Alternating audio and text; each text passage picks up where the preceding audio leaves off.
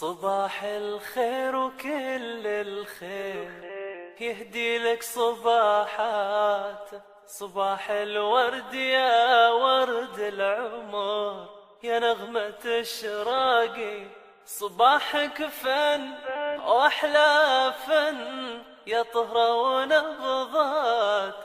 صباحك هو بياض الروح، صباح الروح يا وراقي. صباحك فن يا حلا فن، يا طهرة.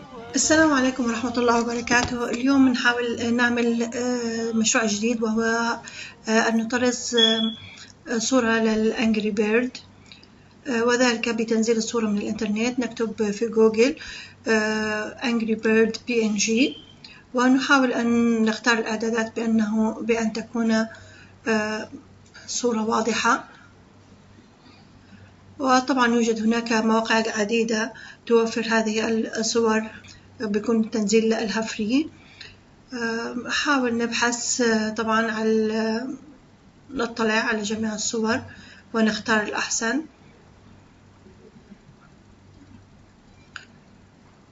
إلى أن نجد الصورة التي نريدها، ومن ثم بعد تنزيلها على الكمبيوتر نبحث عنها في الكمبيوتر.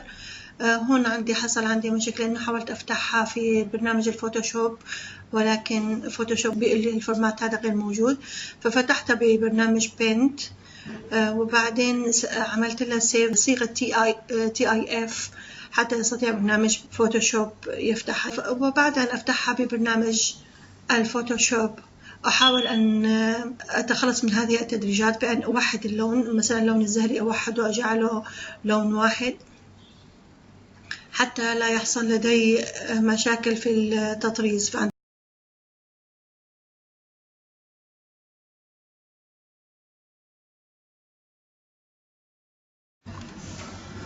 بعد أن انتهي حفظتها بصيغة GIF حتى يكون ما في باك جراوند للصورة، يعني ممكن PNG وممكن GIF.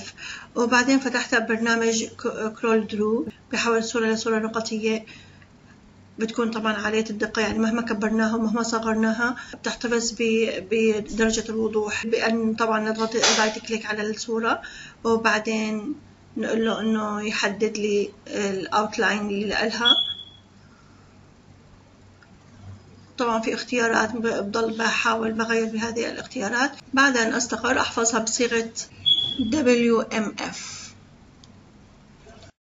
قل له أوكي. وبعدين أذهب على برنامج PE ديزاين، يعمل import للإيمج، وبختار الصورة اللي أنا حفظتها بأي مكان في الكمبيوتر. أضغط next، أعمل تريس أو تتبع حوالي الصورة بأن أضع هذه النقاط، ومن ثم أحاول أن أقلل الألوان.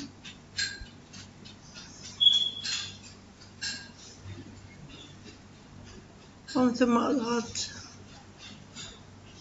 أوكي فينيش، فبيحول الصورة للملف PES، ملف تطريز. هلا بقول له أنا جروب، وبحاول أحذف هذه الخلفية البيضاء فأنا لا أريدها، ولكن أجد أنه الزهر الفاتح يوجد في جزء بس، ولكن الأجزاء الثلاثة لم يكن متواجدا، فأحاول أن أعمل له كوبي وبيست، وبعدين بختارهم كلهم، وبعدين بقول له يشيل الخياطة اللي تحت حتى ما يكون في خياطة فوق خياطة. بعملهم كوبي وبيست مرتين حتى يصير عندي 3.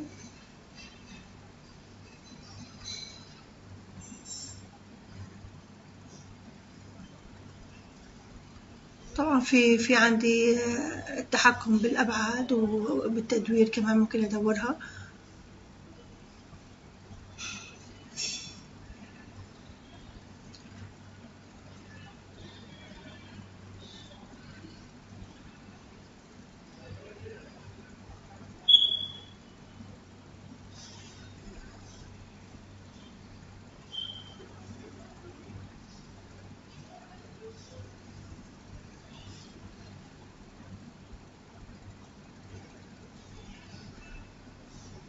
طبعا من اختيار هذا النقاط ممكن أغير كمان أماكن النقاط وأغير الأبعاد.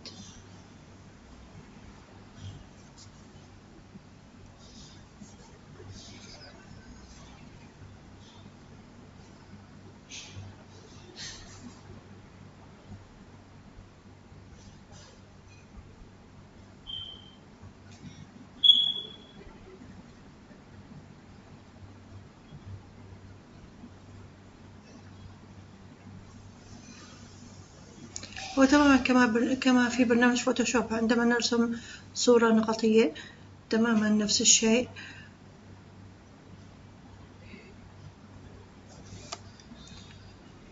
ومن ثم أختار جميع الصور وأقول له إنه ريموف، يشيل الخياطة اللي تحت. شالها في الأولى ولكن في الثاني لم يحذفها، فأحاول حذفها. طبعا بشيل النقط اللي زيادة، بحاول أعدل بالشكل. يوجد هذا الجزء زيادة فأحذفه. طبعا بالتكبير يظهر ما يوجد من أخطاء، ونحاول إنه نظبط شوي يعني. هلا اتحذف الجزء الخلفي، وبالتالي أنا بحاول إني أحفظ الملف بصيغة PES وأضعه وأرسله إلى USB، وبالتالي أرسله لماكينة التطريز لتقوم الماكينة بتطريز هذا الشكل. وعملت أنا هذا الشكل هو عبارة عن شنطة صغيرة. طبعا أنا حطيت لها سحاب وحطيت لها مسكة تتمسك منها يعني. أرجو أن أكون أفدت ولو بالقليل. جزاكم الله خير، والسلام عليكم ورحمة الله وبركاته.